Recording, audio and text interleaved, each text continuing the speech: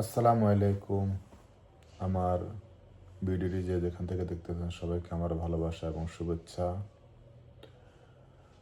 আজকে কাতারে আমাদের প্রথম রোজা। তো গত রোজাতে আমার বাপ জীবিত ছিল এবং আমার মাও তারা 2 বছর আগে মারা গেছেন। আমার আর পৃথিবীতে আমাকে দোয়া করার মতো আর কেহ নাই, আমার জীবিত কেহ নাই। আগে আমার যদি মনটা খারাপ হইতো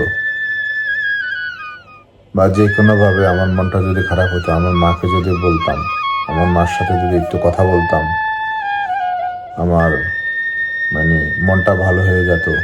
বা টেনশন যদি থাকতো, মায়ের সাথে কথা বললে টেনশনটা দূর হয়ে যেত।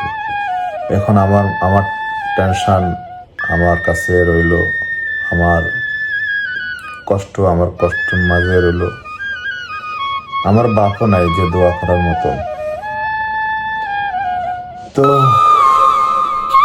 একটা কথা বলতে আসছি, যাদের জীবিত মা বাপ আছে আপনারা প্লিজ আপনারা মা বাপের খেদমত করুন এবং মা বাপ জীবিত থাকতে তাদের দোয়া নেন।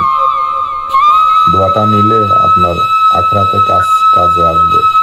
যদি আপনি আপনার মা বাপকে যদি কষ্ট দেন তাহলে আপনার শাস্তি এই দুনিয়াতে হবে, এবং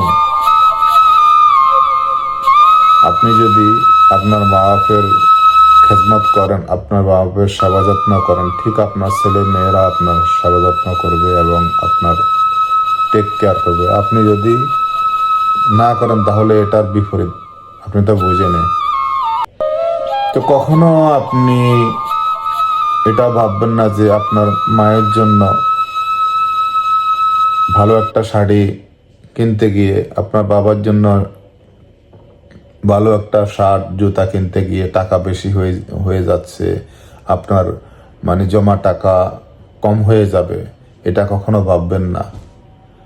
আপনি মা বাপের জন্য করতেছেন, আল্লাহ আপনাকে অন্যদিকে আপনাকে ভরাই দিবে, আপনি টেরও পাবেন না।